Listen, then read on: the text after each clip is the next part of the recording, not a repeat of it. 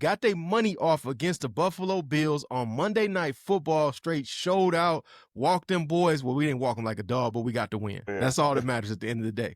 It was a convincing win, though. It was. You pretty much had control of the game. Yeah, it definitely was. I mean, we coming for that number one spot, man. We got off to a slow start, but, you know, Look we at Mike, coming the back. expert, throwing the ludicrous in there. Scheme, plot, say what? I'm coming for that number one spot. Plot, I'm coming for the number one spot.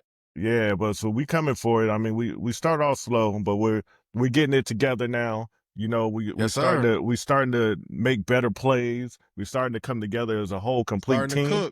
Starting to cook.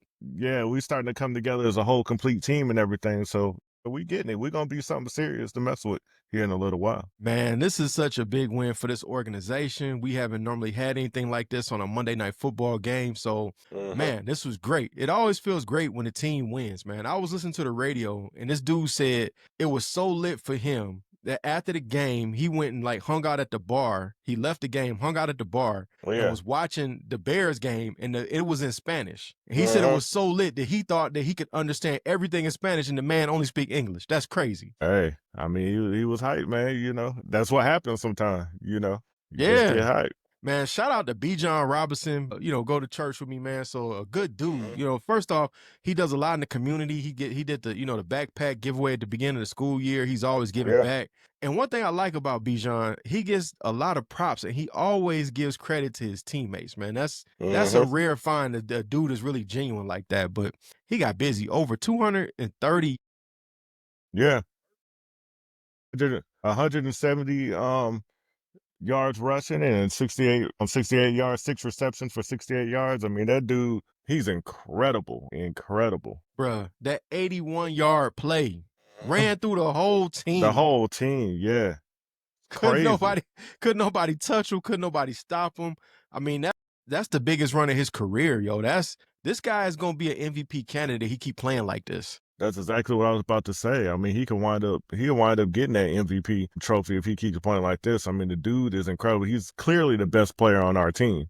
And he's just and he's just incredible. But the good thing about it is, you know, we had a balanced attack this last game, you know, both running and passing. I mean, Michael Penix, and you know, I've been hard on Michael Penix this year. Bro, you've been talking crazy. If we had listened to you, we would not win any games, bro, because we would have Kirk would be traded and Michael Penix would be gone. I still feel the same way about Penix, but I'm going to give him his credit for this game or whatever. Michael Penix had a real good game. I still feel the same way, man. The man had over 200 yards. He had no turnovers. Bro, one game is not going to change my opinion. You're not going to have one good game. If that's the case, then Kirk Cousins should still be playing it. You know, I mean, you can have a good game. So what about Washington? I know he had a good game. You had a couple good games, but he had a lot of bad games or whatever. But Washington, bro, it's not gonna. You're not gonna have a lot of bad games, and dog, they don't have a losing record no more. What are you talking about, yo? That has nothing to do with anything. He played these last 2 games. It's early in the season, so of course it's easy not to have a losing record if you won the last 2 games. I mean, come on, he played good those last 2 games. He played bad. To me, he played bad the other games, and we were losing. We had a losing record. Now they play. So he played bad in Minnesota too. Yep. He played bad. What you be smoking before we get on this podcast, dog? Look. We 3-2, man.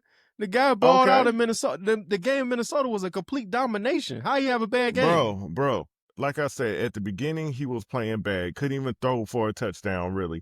You know what I'm saying? It was terrible. The way his passing, his long, deep passing was terrible. I mean, he wasn't playing good at all. He was holding the ball for too long. I didn't really care for him too much.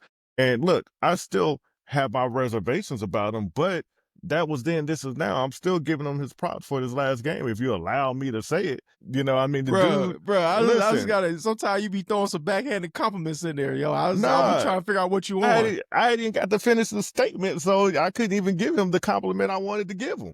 Or whatever I was saying. I said before I was having issues with him, with his game and all that. And and these last couple games, he's actually played well. I still feel the same way. Shoot, I'll still trade him for Shador right now. You know what I'm saying? I give him up. Oh, my gosh. I give him up for Shador. But look. What are you talking about? Shador ain't even played a game yet. That's all right, and I still give him up for Shador. But look, here's the thing. Michael Penix was 20 of 32 for 250 yards, 1 TD, Uh-huh. 0 interceptions. So he played a real good game. And I mean, shoot, that 1 TD he got right now was more than he got in his first 3 games. Well, it actually equaled what he got in his first 3 games. So I mean, you know. So I mean, he did his thing. You know, good. My gosh, dog. Good for Penix. Good for Penix. Let's see him keep it So up. we I gotta know, see more. we know Michael Penix. You probably asked him for an interview or autograph, and he told you no, and now it's a personal vendetta. That's what's going on, man. Hey, it's whatever. I'm just saying. It's personal for some reason. It's personal. I'm just saying, you know, they got you in here. You the starter. I got to see you keep doing what you're doing these last couple of games. So we'll see. I mean, bro, he been consistent. So I mean, what can you say? The last 2 consistent. games. The last 2 games he had. No, that's the same thing y'all be saying about Baker. What, Baker Mayfield? Yeah. I mean, dog, I'm not a huge Baker Mayfield fan. But Boy, Baker y'all been stands for him for a minute. I was saying Baker Mayfield was playing better than Michael Penix at the beginning. He's not playing better than him for these last 2 games, but Baker Mayfield was playing better than Michael Penix. Hey, Baker Mayfield about to have some problems too, because now Ibuka's hurt too. Mike Evans is hurt. Godwin ain't got back yet. I don't know, bro. He gonna have some problems. He ain't got nobody to throw the ball to, but that's their problem and not ours. I'm gonna tell you who I really was happy with too. I was happy to see my man Tyler Algier balancing the backfield. We got 2 number ones, treated like 2 number ones. Both of them got their money off and got touchdowns. I was real happy to see that. Yeah, well, that's what helps, having Algier and having Bijan. You know, you can go to either one of them. They both can really do their thing. I mean, Algier is just, he's a tough, strong guy. He just goes up the middle, and if you look at him, I mean, the dude is getting hit. He just running through everybody. Run through people. You know, he want the action. Just run through people. Yeah, you know, so I respect that big time. I know we give Bijan a lot of praise, but Tyler Algier, I mean, he doesn't get as many attempts as Bijan, but when he does get his attempts, he make them count.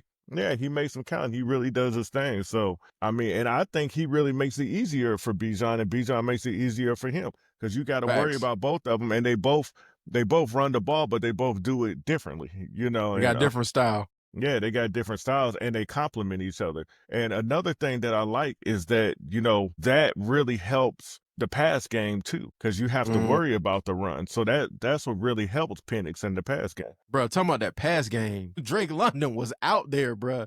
He was out. He was putting work on, boy. He was looking like the playmaker Michael Irvin out there. He was putting work in on them boys. Yeah, and had it not been for Raheem Morris and his clock management, he got to get this clock management under control, bro. It didn't make no sense the way he utilized that clock at the end of the second quarter. Yeah. We could have scored. Had he used the clock better and used his timeouts the right way, we could have actually scored after that play. But once I saw the replay, I knew it was coming back. But it was an amazing play, though. Amazing effort. It was. Drake London was on his thing. I mean, 10 catches, 158 yards, 1 TD. I mean, the dude was really on it, and Penix was looking for him the whole time. You know, he was always looking for him, because, I mean, Drake was on his double team, triple team. Yeah. He's throwing on the ball. Exactly. Now, what I need to see more Kyle Pitts. I mean, dog, he did have a bad drop. I get it, and it looked crazy. I mean, and he would have had a first down in that situation. I get it.